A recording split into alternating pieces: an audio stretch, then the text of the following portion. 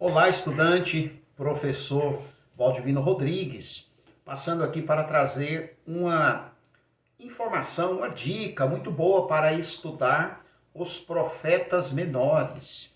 Nós temos na Bíblia Sagrada o grupo de profetas do Antigo Testamento, são divididos em dois grupos, profetas maiores e profetas menores.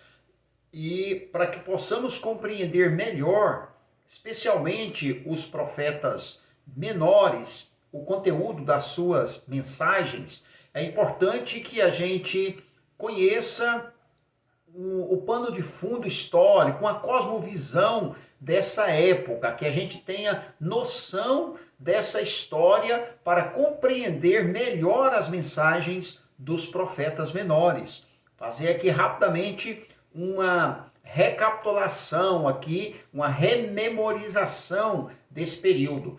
Nós lembramos que o reino de Israel, ele era composto pelas 12 tribos de Israel.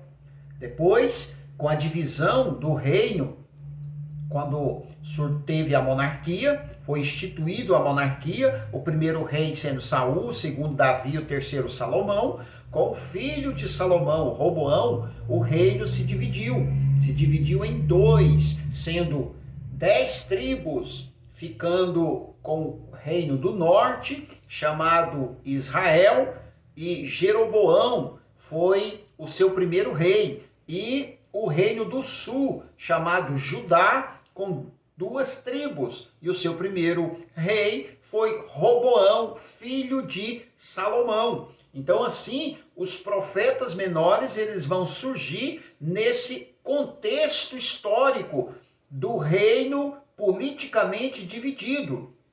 E o conteúdo das mensagens desses profetas nos traz exatamente, ou nos revela exatamente, a conturbação social que esse período estava vivendo. Nós vemos os profetas sendo levantados por Deus para exortar os reis, exortar os religiosos, a classe religiosa, os ricos. Por quê? Porque uma vez que toda a nação tinha esquecido da lei de Deus, tinha desviado da lei de Deus, uma corrupção generalizada entrou em todo o país, em todas as classes. Então, as mensagens dos profetas menores é para que esses reis e para que a sociedade se arrependessem dos seus pecados, voltasse para a lei de Deus, voltasse para o caminho correto, abandonasse a injustiça social. Então, nesse período, era uma injustiça em todas as áreas de Judá ou de Israel, enquanto Israel ainda existia.